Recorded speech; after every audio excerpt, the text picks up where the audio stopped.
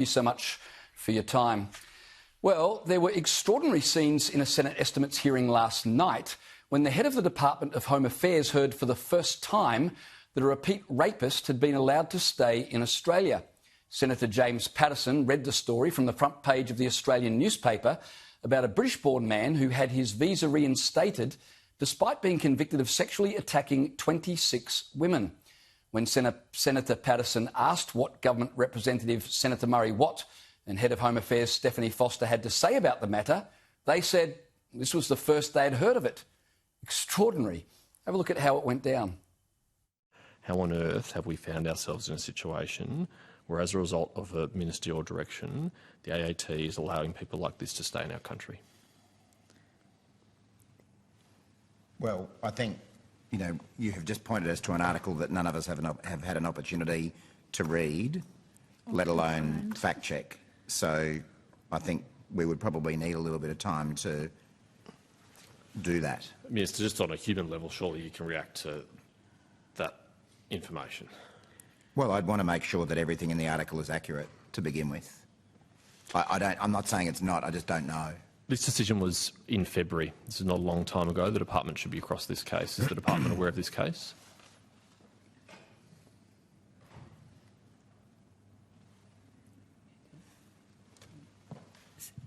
Senator, I'm sorry, I just don't... I see people shaking their heads, but Hansard won't pick that up. I just don't have enough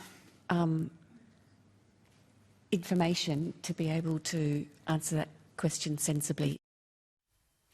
Unbelievable. Well, today the government went into damage control, announcing they would revise Direction 99 following multiple scandals this week. Senator James Paterson joins me now.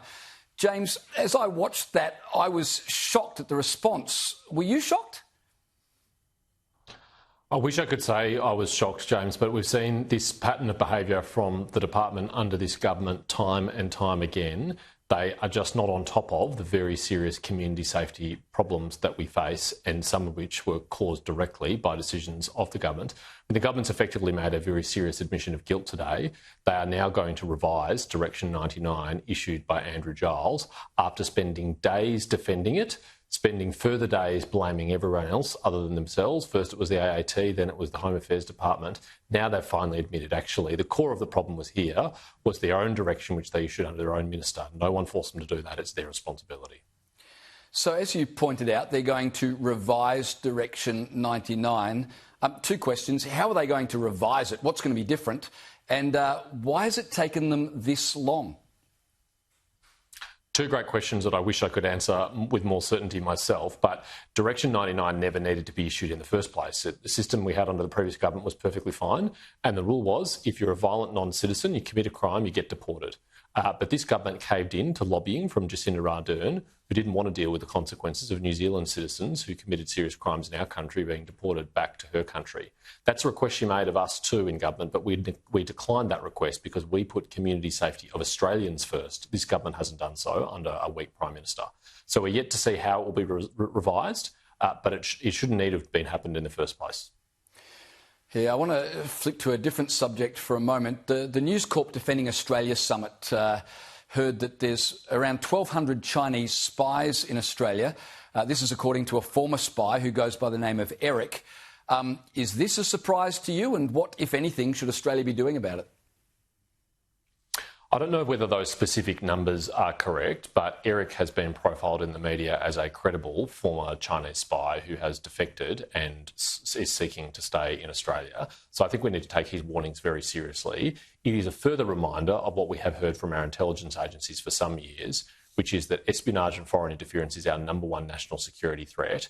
And I can also say that China is the number one source of that threat, and that daylight comes second. It is an overwhelming and serious threat. They are intervening at every level of our country and democracy, and they intend to do us real harm.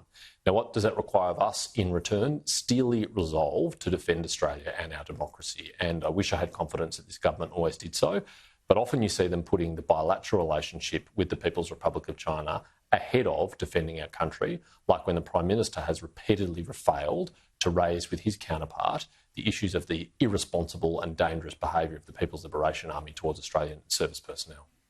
Mike Burgess, the head of ASIO, reported that I think back in 2018 we had at least one federal politician compromised by Chinese spy agencies.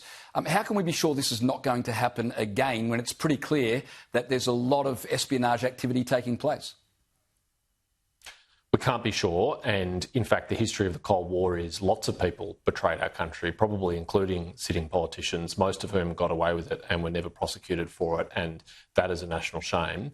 What can we do now? Well, we need to make sure our intelligence agencies have the powers and the resources they need to defend our country against this very serious threat. We also need political leadership. We need the Prime Minister and the Foreign Minister and the Defence Minister to stand up for our country and our interests, and not to treat the bilateral relationship with China as an end in itself. Bilateral relationships are a means to the end, and the end is securing Australia's national interest. And unfortunately, we've seen in this government too often, they compromise our national interest in the pursuit of a bilateral relationship with China.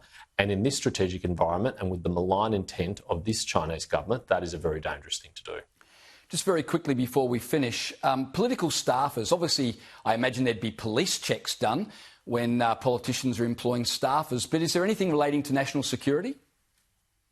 No, there are no checks done, not even police checks for many political staff employed in this building. Certainly no security checks at all. It's not even an option if you are not a minister, if you are a backbencher or a opposition or crossbencher, to have your staff cleared. I think that is a reckless and dangerous oversight, and I've been calling it to be rectified for some time.